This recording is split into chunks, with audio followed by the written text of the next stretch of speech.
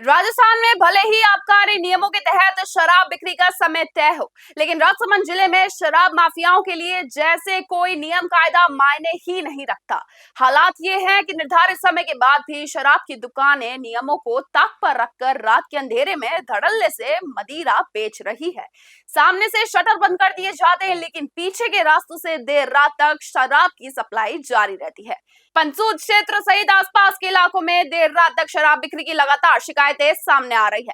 स्थानीय लोगों का आरोप है कि बिना आबकारी विभाग और जिम्मेदार अधिकारियों की मिलीभगत के तहत ये अवैध कारोबार संभव ही नहीं है। नियमों की धज्जियां उड़ाते हुए शराब माफिया खुलेआम कारोबार कर रहे हैं, लेकिन प्रशासन आंख मूंदे बैठी है।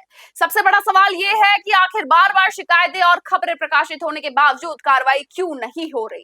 क्या जिम्मेदार अधिकारियों को ये सब दिखाई नहीं देता, या फिर जानबूझकर अनदेखी किया जा रहा है? क्षेत्रवासियों का कहना है कि देर रात तक शराब बिक्री के कारण क्षेत्र में नशाखोरी तेजी से बढ़ रही है।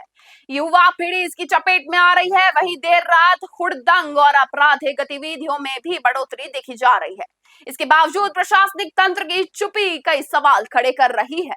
आरोप ये भी है कि कुछ शराब ठेकेदार नियमों को ताक पर रखकर अवैध रूप से अतिरिक्त कमाई कर रहे हैं और जिम्मेदार विभागीय अधिकारी केवल कागजी कार्रवाई तक सीमित है। यदि समय रहते सख्त कार्रवाई नहीं हुई तो आने वाले समय में हालात और ज्यादा बिगड़ सकते हैं। अब देखने वाली बात यह होगी कि खबरों के बाद प्रशासन नींद से जागता है, या फिर हमेशा की तरह कार्रवाई केवल फाइलों तक सीमित रह जाती है। जनता प्रशासन से अवैध शराब कारोबार पर तत्काल सख्त कार्रवाई की मांग कर रही है। राजसमंद से ब्यूरो रिपोर्ट।